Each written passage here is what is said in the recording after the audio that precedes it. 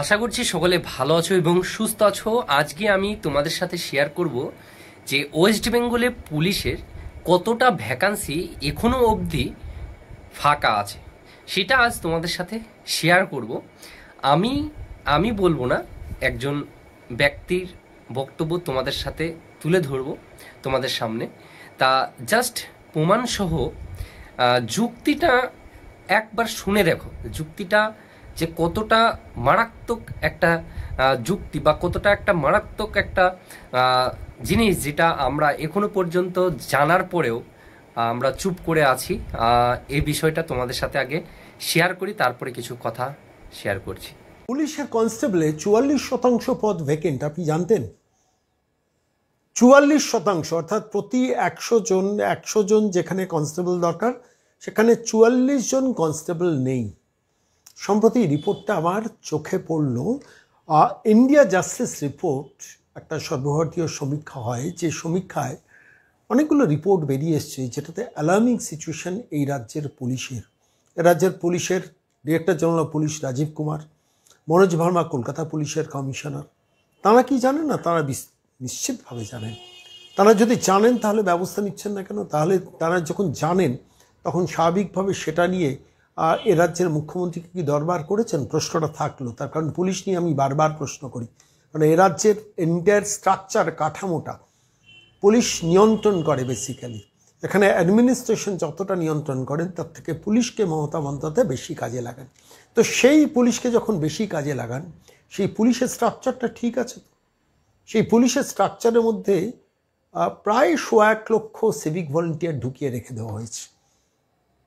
এত ভ্যাকান্সি থাকার পরেও সিভিকদেরকে দিয়ে কাজ চালাচ্ছে, আর এখানে মার খাচ্ছে কারা জানো তো? এই যে আমি, তুমি, যেসব স্টুডেন্টরা আছি, আমাদের মতো ছেলেরা এখানে গিয়ে মার খাচ্ছে। যে ভ্যাকান্সিগুলো পূরণ হওয়ার কথা সেগুলো সিভিক ভর্তি করে তারা অশিক্ষিত হয়ে, সবাই অশিক্ষিত না কিন্তু ম্যাক্সিমাম জমনাই কিন্তু যোগ্যতা যাচাই না করেই কিন্তু ওইসব সিভিকে ঢুকে যাচ্ছে, এবং তারা ওই সিভিকে গিয়ে কি করছে দেখবে? চলো একবার দেখে নাও কি করছে।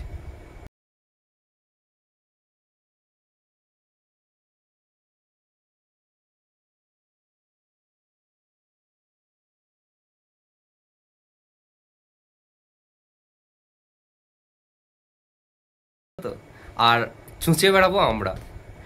আমাদের এত ভ্যাকান্সি থাকার পরেও এক্সাম নিচ্ছে না।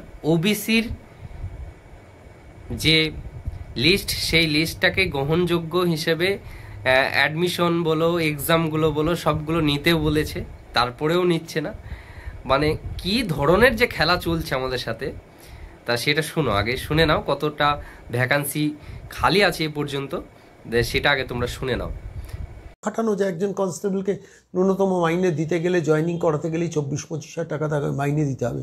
ফলে তো একজন সিভিক ভলেন্টিয়ারকে আমি বছরের পর বছর 9,000, 9,500, 10,000 টাকায় কাজ করিয়ে নেব, তার জীবনটাকে মোটামুটি শেষ করে দেবো এরকম একটা জায়গায়। সরকারি পুলিশের কর্মচারীর কাজ যেটা একজন কনস্টেবল করতে পারতো সেটা সিভিক ভলেন্টিয়ার করছে, সরকারের টাকা মাগছে, সেই টাকা দিয়ে খেলা। পুলিশ আছে 44% ভ্যাকেন্সি যদি পূরণ হতো তাহলে এ রাজ্যের শিক্ষিত বেকার, এই রাজ্যের অল্প শিক্ষিত বেকার, তারাও তো সুযোগ পেতে পারতো কনস্টেবলে। তাদের তো পরিযায়ী বাঙালি হয়ে বাংলার বাইরে যেতে হতো না।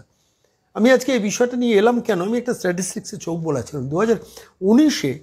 2019-এ 31% কনস্টেবলের পদ ভ্যাকেন্ট ছিল। অন্তত এই ইন্ডিয়া জাস্টিস রিপোর্ট যেটা বেরিয়েছে সেই রিপোর্টের ভিত্তিতে আমি আপনাদের কাছে বলছি, 2019-এ কনস্টেবল পদ ভ্যাকেন্ট ছিল 31%। 2022-এ সেই কনস্টেবলের পদ ভ্যাকেন্ট হয়ে গেল 41%। অর্থাৎ 19 থেকে 22-এ 3 বছরে প্রচুর কনস্টেবল রিটায়ার করেছে, ফলে তো সেই পদগুলো ফাঁকা হয়েছে, জনসংখ্যা বেড়েছে, ফলে প্রপোর্শনেটলি যতজন কনস্টেবল থাকার কথা ছিল সেইটা 31%। 2019-এর ভ্যাকেন্সিটা আলটিমেটলি 2022-এ গিয়ে দাঁড়ালো 41%। আর এবার 2025-এ এসে সেই সংখ্যাটা গিয়ে দাঁড়ালো 44%। অচিরেই হয়তো 50% হয়ে যাবে। অর্থাৎ যেখানে 100 জন কনস্টেবল থাকার কথা সেখানে থাকবে 50 জন কনস্টেবল। সরকারের টাকা বাঁচবে, সেইখানেই সরকার পার্টির লোকগুলোকে ঢুকিয়ে দেবে সিভিক ভলেন্টিয়ার করে। তারা পুলিশের মধ্যে গিয়ে পার্টির স্বার্থটা সংরক্ষিত করবে।